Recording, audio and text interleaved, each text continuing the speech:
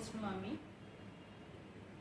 ইয়াসমিন রেজা ফেন্সিকে করতে চাই যে আগামী নির্বাচনে সকল রাজনৈতিক দল সমান সুযোগ নিয়ে নির্বাচন অংশগ্রহণ করতে পারবে বলে আপনি মনে করেন?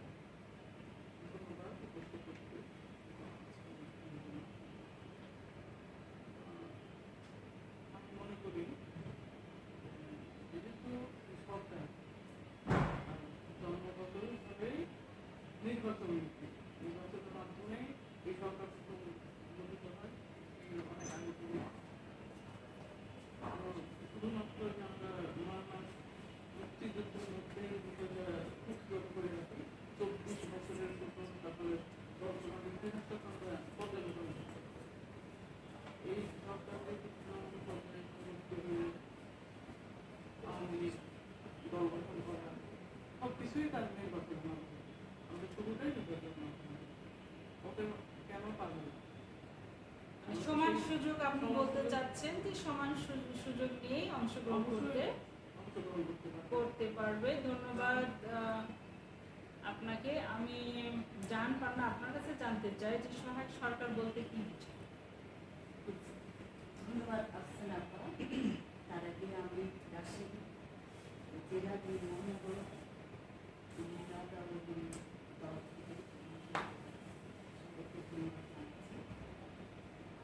এখন আসছেন আপা, সহায়ক সরকার বলতে আমরা কিন্তু রূপরেখা দিয়েছি, আমাদের মহাসচিব দিয়েছেন, আমাদের ম্যাডাম এক জায়গায় ৩০টার বেশি কিছু দিয়েছে, ওনারা মানে নাই। তারপরে এখন নির্বাচন কমিশনারের কাছে লিস্টে আমরা সহায়ক সরকারের পক্ষে তুলে ধরেছি যে আমরা কী নির্বাচন কীভাবে চাই, কিন্তু এইটা মানে তো সহায়ক সরকার আমাদের আগে একটা ছিল, তখন আমরা কিছুটা বিশ্বাস করতাম, নিরপেক্ষতা ছিল।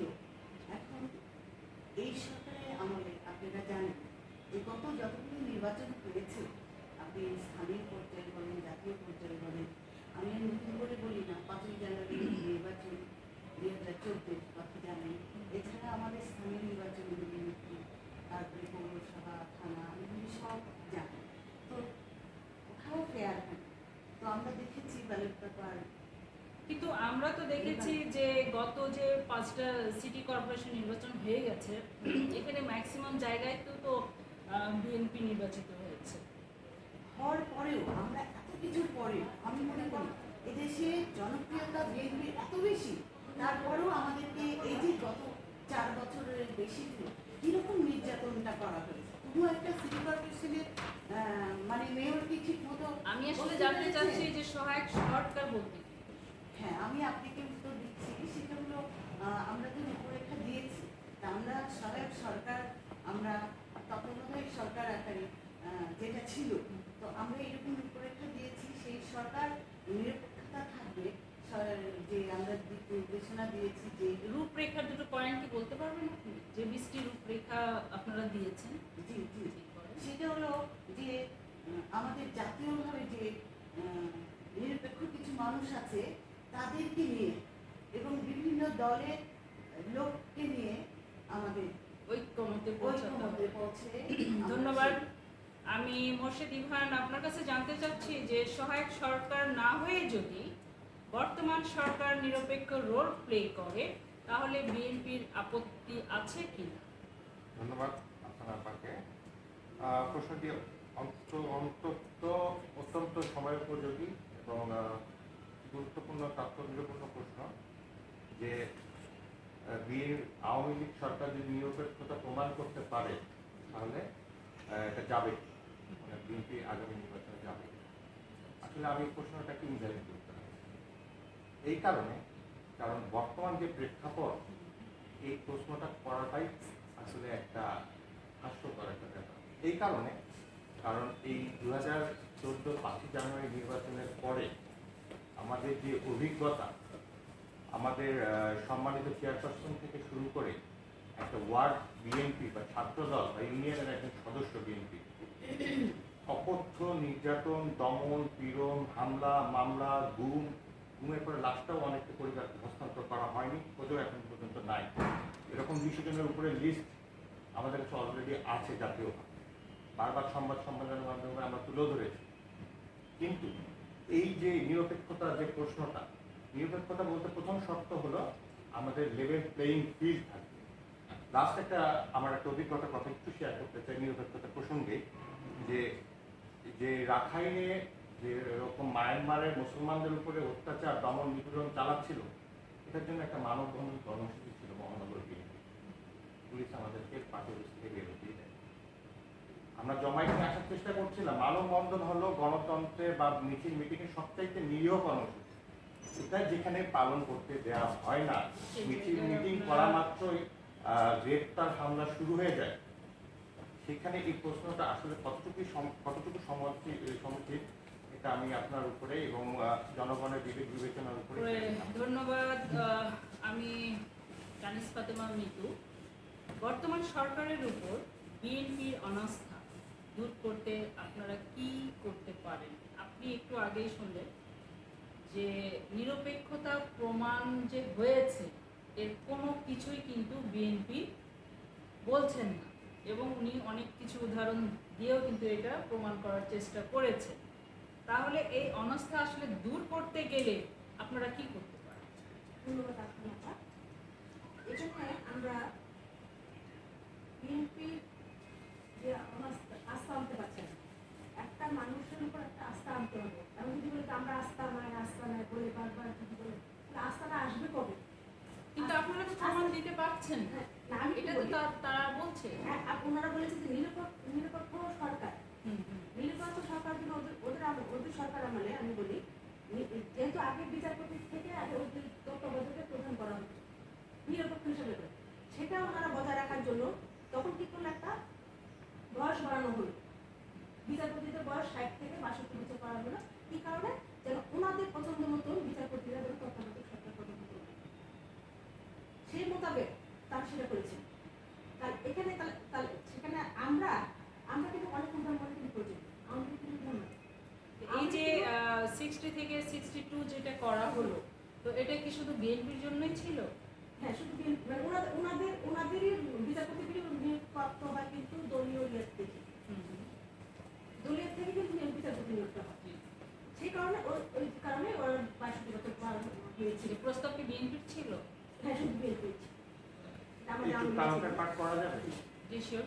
কাউন্টার পার্টটা উনি যে তথ্যটা দিয়েছেন যে বিএনপি বয়স বাড়ানো হয়েছিল বিচারপতিদেরকে রাখার জন্য, আমি ওনাকে একটু স্মরণ করে দিতে চাই। আমি আমার সম্মানিত অভিভাবক তুল্য ওনার প্রতি সম্মান রেখে বলতে চাই যে 2011 সালে পঞ্চম সংশোধনীর মাধ্যমে তত্ত্বাবধায়ক সরকার ব্যবস্থা বাতিল, এবং যেহেতু উনি নির্বাচনের সাথে বিচারপতিদের যেহেতু ওনাদের তত্ত্বাবধায়ক সরকার থাকার একটা সুযোগ আছে, একটু মনে করে দিতে চাই 2014 সালে 26শে জুন আপনারা ষোড়শ সংশোধনীর মাধ্যমে বিচারপতিদের যে অপসারণ এবং অভিশংসনের ক্ষমতাটা কিন্তু দিয়েছিলেন, এবং আপনাদেরই নিয়োগপ্রাপ্ত প্রধান বিচারপতি মিজানুর রহমান সুরেন্দ্র কুমার সিনহা, ওনাকে আপনারা এখন স্বেচ্ছায় নির্বাচনে পাঠিয়ে দিয়েছেন।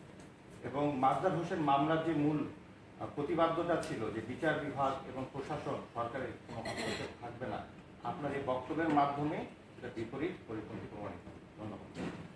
আমি কিন্তু কথা বলতে শুরু করি।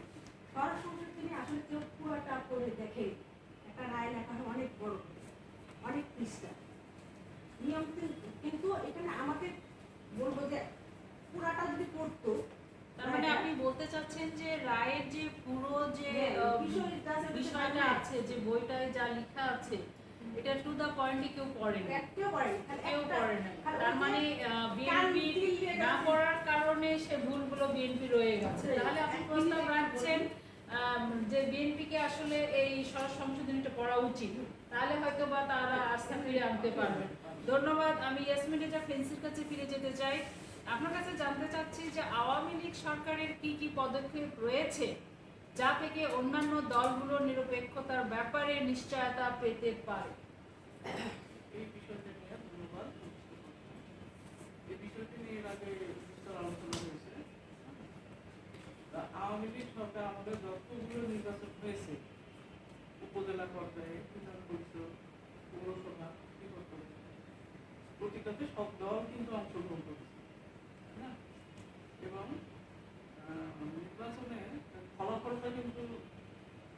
ভাবেই হয়েছে। দেখেন অন্যান্য দল আমার সরকারের দলীয় লোকজনের চাইতে অন্য দলগুলোই বেশি নির্বাচনে জয়ী হয়েছে। তখন তাদের পক্ষ থেকে কিন্তু কোনো রকম বাধা বিপত্তি বা প্রতিবাদ তেমন একটা শোনা যায় না, তাই না? জাতীয় সংসদ নির্বাচন কেন এই সরকারের অধীনে হতে পারে? আপনি যে নিরপেক্ষতার প্রমাণ দিলেন যে গত যে নির্বাচনগুলো হয়ে গেছে সবই নিরপেক্ষ এবং বিএনপি বা অন্যান্য দল তারাই ম্যাক্সিমাম নির্বাচিত হয়েছে। তো এটা তো নির্বাচন একটা সাইড গেল। তো এখানে ওনাদের অনাস্থা আরেকটা বিষয়ের উপর আছে, যেটা হচ্ছে প্রশাসন। প্রশাসনকে ওনারা কোনোভাবেই প্রশাসনের উপরে তাদের কিন্তু কোনো আস্থা নাই। এই যে সমস্যা, এটা কিন্তু ছোট সমস্যা না, অনেক বড় একটা সমস্যা যে প্রশাসনের উপরে তাদের আস্থা নাই। এই ব্যাপারে আপনি কি বলতে পারেন? সেখানে আমাদের সব দল যেন সুষ্ঠুভাবে নির্বাচনে অংশগ্রহণ করে। যেহেতু এর আগেই বলেছি আমি যে আওয়ামী লীগ সরকার কিন্তু নির্বাচনমুখী সরকার, নির্বাচন বিশ্বাস করবে। পরপর যেমন 5ই জানুয়ারি নির্বাচন সেই মেয়াদ পূর্ণ হওয়ার পর যে নির্বাচন গণতান্ত্রিক ধারা বজায় রাখতে গেলে নির্বাচন দিতে পারে। আচ্ছা, আমি আপনার এই নির্বাচনের প্রসঙ্গ টেনে আরেকটা কথা আমি আপনার কাছে জানতে চাই যে 2018 সালের যে নির্বাচনটা হবে, তো এই নির্বাচনে বিএনপি যদি অংশগ্রহণ না করে তাহলে আপনারা এটাকে কিভাবে মূল্যায়ন করবেন? তাদেরকে ফেলে রেখেই আপনারা কিভাবে এই কাজগুলো সম্পন্ন করবেন? আমরা তাদেরকে ফেলে রেখে সম্পূর্ণ করতে আগ্রহী নয়। যেহেতু দলের হাইকমান্ড থেকেও তো কিছুটা নির্দেশনা পাওয়া যায়, আমরা বুঝতে পারি। আমরা চাচ্ছি সব দলই অংশগ্রহণ করবে নির্বাচনে, কারণ তারাও যে জনগণের কাজ করবে, তাই না? সেখানে দলকে নির্বাচনে আসতেই হবে এবং সেই পরিবেশ আমাদের সরকার সেই পরিবেশ তো আসলে বিএনপি চাচ্ছে হ্যাঁ, যে সেটা এমন একটা অবশ্যই করা হবে। পরিবেশ যেহেতু তৈরি আমি হোক। আমরা সঠিকভাবে পুরো তথ্যটা আমাদের কাছে এখনো কিছু পৌঁছায়নি, তাই না?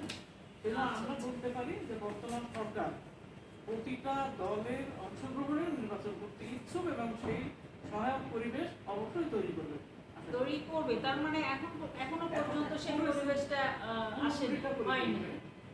আচ্ছা একটু কাউন্টারপার্ট করেন। শিওর। প্রিন্সি ম্যাডাম উনি আমার খুব শ্রদ্ধার একজন মানুষ, অনেক পুরাতন নেত্রী, আমি অনেক শিখেছি ওনার কাছ থেকে। উনি যেটা বললেন যে সব দলের অংশগ্রহণ হয়েছে বিগত স্থানীয় নির্বাচনগুলোতে, সব দলের অংশগ্রহণ হয়েছে এবং অংশগ্রহণের ফলে বিরোধী দলের নির্বাচনের সময় ইউনিয়নের চেয়ারম্যান পদপ্রার্থী, সদস্য মেম্বার পদপ্রার্থী লাশও আমরা খবরের নিউজে দেখেছি। শুধু তাই না, আমাদের পরিবারকে হামলা মামলার স্বীকার করে নির্বাচনের দিনই লাশ ফেলে রাখা হয়েছে ফসলের ক্ষেতে। ফলাফল সঠিক হয়েছে, ফলাফল আমরা জিতেছি, এই কথাটা সম্পূর্ণ ভুল। 5 দফা ইউনিয়ন নির্বাচন হয়েছে, প্রতি দফায় 1 দফা 2 দফা যখন হলো তারপরে নিউজে হেডলাইন আসতো, এর পরের দফায় কয়টা আসতো, এরকম নিউজ পেপারে হেডিং আসতো, টিভিতে হেডিং আসতো যে 5 দফায় নিচ্ছে নির্বাচন ইউনিয়ন উপজেলা, এই দফায় কয়টা লাশ করতে পারে, গত দফায় এতটা পড়েছে। আর 90% সিটে ওনারা স্ট্যাটিস্টিক্স স্থানীয় পর্যায়ে পরিসংখ্যান করে দেখেন, রাজশাহীর কথাই দেখেন, মাত্র 2 থেকে 3টে উপজেলায় ওনাদের চেয়ারম্যান বা আপনার ওই যে উপজেলা চেয়ারম্যান, হ্যাঁ বিএনপির সম্বন্ধে, বাকিগুলো সবই কিন্তু আওয়ামী লীগ। আর একটু কথা বলতে চাচ্ছি, না বললেই নয়। উনি বলেছেন নির্বাচনমুখী সরকার, আমি বলবো আওয়ামী লীগ অবশ্যই নির্বাচনমুখী সরকার, কিন্তু একতরফা নির্বাচনমুখী সরকার। তার প্রমাণ হলো সব দলের অংশগ্রহণ ওনারা চান, বারবার বলেছেন।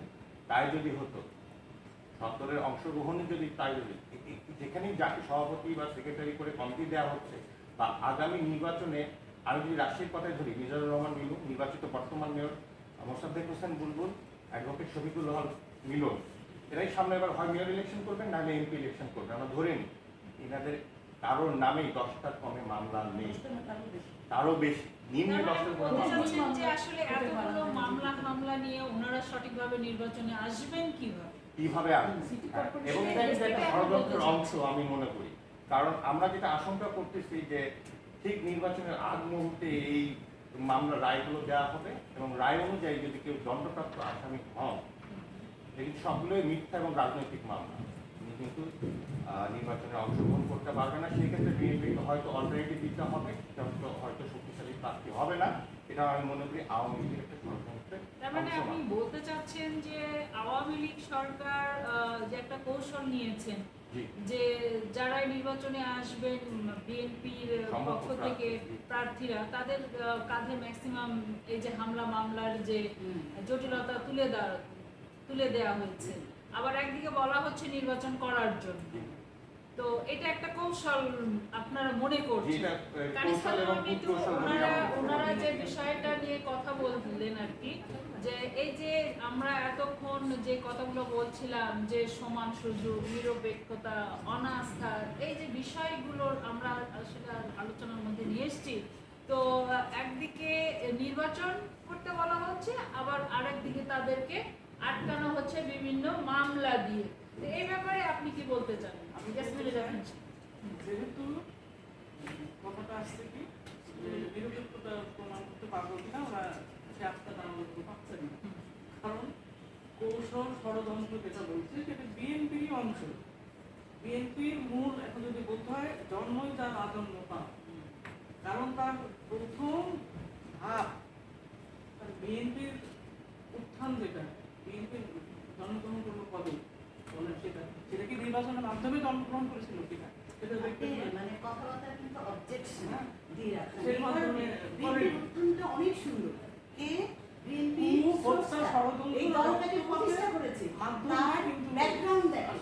তার 1900 তাদের কিন্তু একাদশে যে যুদ্ধ, উনি যুদ্ধ থেকে সেরা সৈনিক হয়ে বেরিয়ে আসছে এবং ওনার সেই ঘোষণা সারা বাংলাদেশকে উজ্জীবিত করে ওই যে বললাম যে 9 মাসের মধ্যেই কুক্ষি গোপন রাখছেন, 24 বছরের ইতিহাসে ভারত বলছেন না। স্বাধীন হয়েছে। পরবর্তীতে কিন্তু উনি এই দেশের স্বার্থ রক্ষা, দেশ আপনি নেতা, এমন নেতা, এত ধন্যবাদ, দেশপ্রেমিক নেতা ধন্যবাদ যে ইয়াসমিন উনি জাহান। তার আমি উনি এই দেশের শ্রেষ্ঠ রচনা পপি একটা আপনার দল কাছে ফিরে যেতে চাই। জন্ম নেওয়ার কথা ছিল। উনি সেই জাহান প্লিজ, আমি সেই রচনা শ্রেষ্ঠ পপি দল ফিরে রচনা যেতে করে চাই। গেছে আওয়ামী লীগ এবং সেই মহান নেতা ওনার আমি দেশের আপনার কাছে উন্নয়ন জানতে হয় না। চাচ্ছি যে এই সহায়ক বলা ঠিক না। সরকার নিরপেক্ষতা প্রমাণ না করতে পারলে বিএনপি কি নির্বাচনে যাবে না, এবং এই যে নিরপেক্ষতা কিভাবে প্রমাণ করতে পারে এটার বিষয়ে আপনি কিছু বলবেন? ধন্যবাদ আপনার আলোচনাটাকে আমার কিছু বলতে দেওয়ার জন্য। প্রথমে কিছুক্ষণ আগে যে নিয়ে বিতর্ক করছেন আমাদের বিএনপির প্রতিষ্ঠাতা শহীদ রাষ্ট্রপতি জিয়াউর রহমান যখন একদলীয় শাসন কায়েম হয়েছিল এই দেশে, উনি কিন্তু বহুদল গণতন্ত্রের প্রবর্তক, উনি কিন্তু দেশে বহুদল গণতন্ত্র এনেছিলেন। উনাকে নিয়ে উনি কীভাবে এসছেন অনেক বিতর্ক, কিন্তু এইভাবে উনি কিন্তু আমাদের স্বাধীনতা ঘোষক এবং বহুদল গণতন্ত্রের প্রবর্তক। সম্মান দিয়ে অবশ্যই কথা বলা উচিত। ধন্যবাদ। এবং আপনি আমি আপনার মনে প্রশ্নের করি দিকে সরকার নিরপেক্ষতা প্রমাণ করতে না পারলে নির্বাচনে যাবে না, অবশ্যই পারবে না। কারণ এর আগে তারা কখনোই কোনো নিরপেক্ষতা আমাদেরকে দেখায়নি। আপনি বিগত দিনের নির্বাচন আপনি মিডিয়ার মাধ্যমে যে কোনো সাংবাদিক নির্যাতিত না, তারা ঠিক মতো প্রকাশ করতে কোনো নির্বাচন নিরপেক্ষ হয়নি। এবং নিরপেক্ষ হতে হলে আমার ভোট আমি দিব, যাকে খুশি তাকে দিব। আমি দেওয়ার আগেই আমার ব্যালট বক্সে বোঝাই হয়ে যায়, আমি গিয়ে আমার ভোট দিতে পারিনি বলে আপনার ভোট দেওয়া হয়েছে। এইটা কি গণতন্ত্র বাংলাদেশে?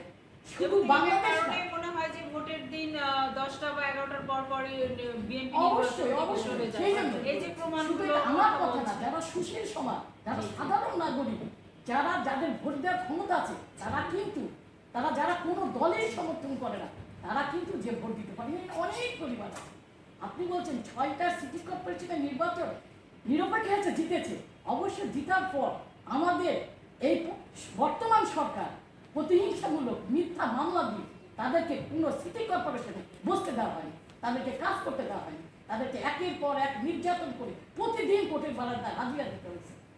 আমাদের চেয়ারপারসন বেগম খালেদা জিয়া যতগুলো মামলা হয়েছিল বাংলাদেশের মাননীয় প্রধানমন্ত্রী, ততগুলি সবগুলো মামলা হয়েছে, ওনার সমস্ত মামলা খারিজ হয়ে গেছে। কিন্তু আমার চেয়ারপারসনের উনি আইনের প্রতি এত শ্রদ্ধাশীল, উনি কিন্তু শুধু লন্ডনে গেছিলেন, উনি আপোষের নেত্রী। এই কারণে উনি গ্রেপ্তারি পরোয়ানা জারি হওয়ার 3 দিনের মাথায় বাংলাদেশে এসে বৃষ্টিতে ভিজে উনি কোর্টে যে হাজির হলে তার মামলা দিয়েছে।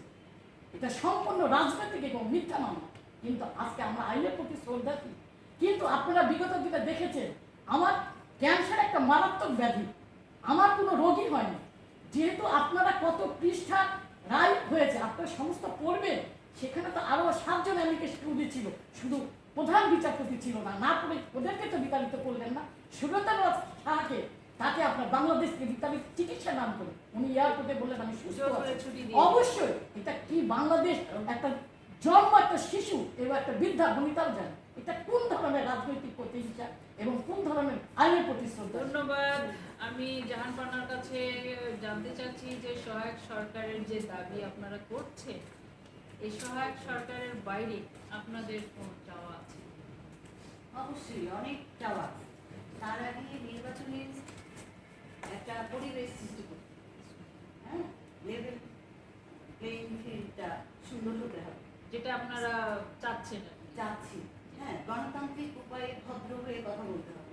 কারণ আমাদের বিরুদ্ধে যে এই যে আমাদের ম্যাডাম খালেদা জিয়ার বিরুদ্ধে যে এতগুলি মামলা দিয়েছে, কিন্তু আমাদের সেই প্রধানমন্ত্রী শেখ হাসিনা, মাননীয় প্রধানমন্ত্রী, তার জাদুর বলে তার মামলাগুলি তুলে নেওয়া হলো। তাহলে একই মামলায়, একই রকম মামলায় আমাদের বেগম খালেদা জিয়ার দেশনেত্রীর বিরুদ্ধে ছিল, তার মামলাগুলি ঝুলিয়ে রেখে সে বছরের পর বছর, মনে হয় 2 যুগ হয়ে গেল, 1 যুগের বেশি হতে চলছে, সে মামলাগুলি রেখেই দিয়েছে। রেখে দিয়ে কিভাবে তাকে নির্যাতন করা হচ্ছে? আসলে আমি জানতে চাচ্ছি যে সহায়ক সরকারের বাইরে, হ্যাঁ, এটা তো মামলা অনেক না, এটা তো আছে। এইটাই তো আমাদের হ্যাঁ, গণতন্ত্র সহায়ক ফিরিয়ে আনার জন্য মানে লেভেল প্লেইং ফিল্ডটা তৈরি সহায়ক করতে হবে। সরকারের না, বাইরে ওনাকে কোনো এত কথা আছে শাস্তি দেওয়া হচ্ছে কেন? আর ওনাকে ঘন ঘন কেন ডাকা হচ্ছে? আদালতে 7 দিন 6 দিনও যেতে দেয় না, 5 দিনের মধ্যে ওনাকে ডেকে ডেকে অসুস্থ একটা মানুষকে এই বয়সে তাকে এইরকম নির্যাতন করছে। আমরা সবাই দেশবাসী কিন্তু অবাক এইরকম একটা নির্যাতন দেখে, তার বিরুদ্ধে মামলা আর এত ঘন ঘন ডাকা। আমি মনে করি এগুলো তো সহায়ক সরকারের আগে আমাদেরকে পরিবেশ আনতে হবে যে উনি কেন এমন করছে। সারা দেশের লোক, আমাদের বিএনপি তো বটেই, সারা দেশের লোক এখন আফসোস করছে। তবে হ্যাঁ, দিনে দিনে কিন্তু এই দেশে বিএনপির জনপ্রিয়তা বৃদ্ধি, উত্তরোত্তর বৃদ্ধি হচ্ছে এবং মহিরতে পরিণত হচ্ছে। আমি মনে করি ফেয়ার ইলেকশন দিলে বিএনপি ছাড়া নিরঙ্কুশ ভোটে বিএনপি জয়ী হয়ে আসবে। এর জন্য তো ফেয়ার ইলেকশন দিচ্ছেই না তারা। ধন্যবাদ জাহান দিচ্ছেই পান্না। না। আমি কানিজ ফাতেমা মৃত্যুর কাছে জানতে চাচ্ছি যে বিএনপি নির্বাচনে অংশ নিতে আশ্বস্ত করার মতো কোনো মন্তব্য আপনাদের আছে কিনা?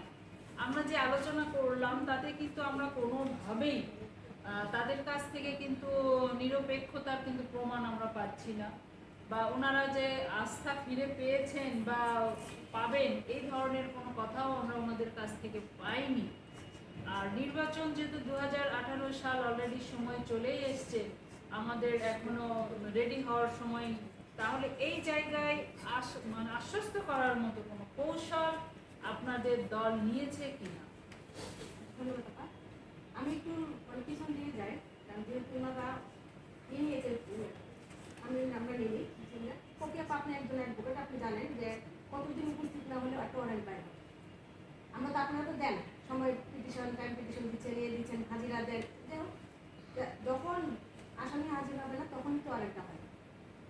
তাহলে সেখানে ম্যাডাম, আপনাদের ম্যাডাম লন্ডনে গেছে চিকিৎসার দিয়ে, চোখ অপারেশন করলে বেশি দিন থাকে না। চোখের একজন রুগীর অপারেশন হলে পরের দিন কিন্তু বাড়ি পাঠিয়ে দেয়। এখনকার সিস্টেম অনেক উন্নত অপারেশনে। সেই মোতাবেক যদি চোখের চিকিৎসার জন্য আপনারাই যেতেই বলেছে যে চোখের জন্য চিকিৎসা দিতে এবং ওনার সন্তান এসে দেখার সাথে আমি একটু থেকে কথা বলতে পারি? ওনাকে শেষ করতে দেন। না, ওনার থাকে, উনি শুধু চোখে না, উনি পায়েরও চিকিৎসা করতে গেছেন। আচ্ছা, ওনার ওই যে অপারেশন শুনেছি, যেটা আমার পেপারে দেখছি পাঠিয়ে দিয়েছি, ওনার অপারেশন শুনেছি, চোখেরটা শুনেছি, ওনার পায়ের কথা শুনেছি যেটা।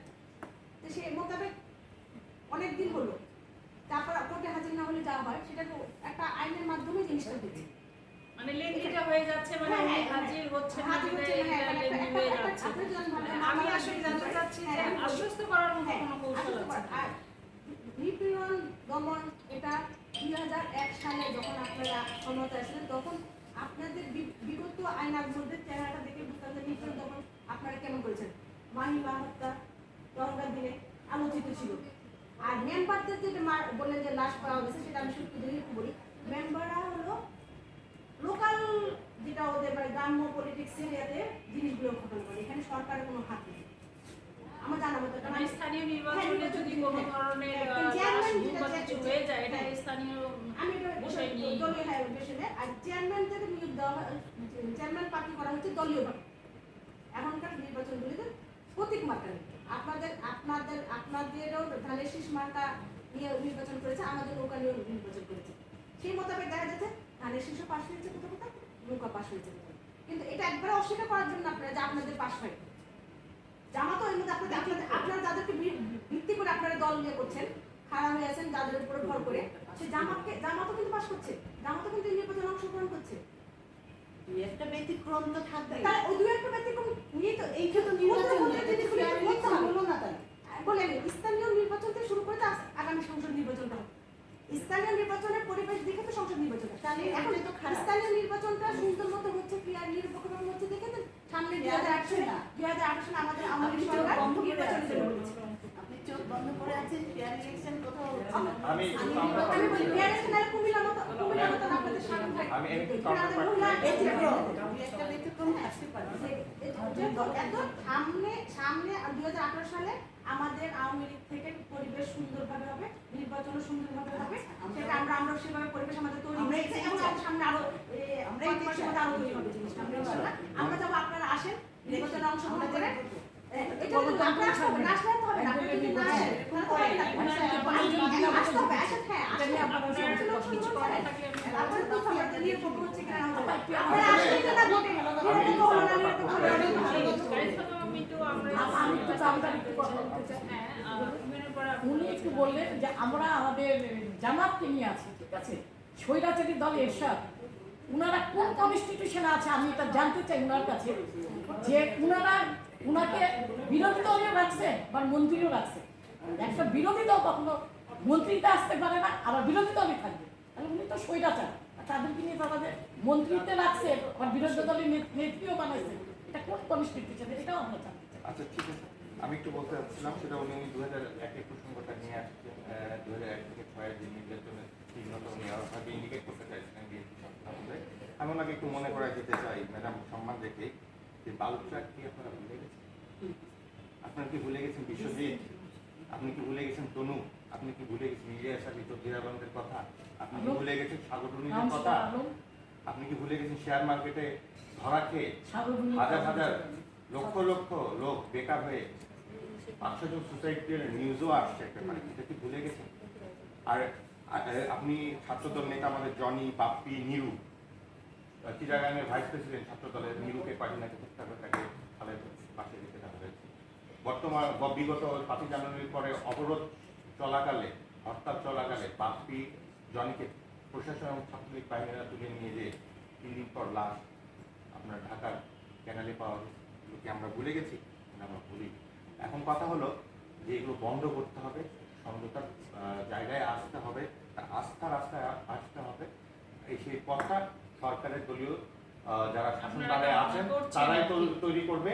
ব্যাপারটা এরকম হয়ে গেছে, আমি আপনাকে দাওয়াত করলাম দুপুরে খাওয়ার জন্য, ভালো মন্দ খাওয়ালাম, পোলা মাংস সার্ভ করলাম, যার সময় বন্দুক থাকে বললাম এখানে খালি দলিলে সই করে যান, সব সম্পত্তি আমার।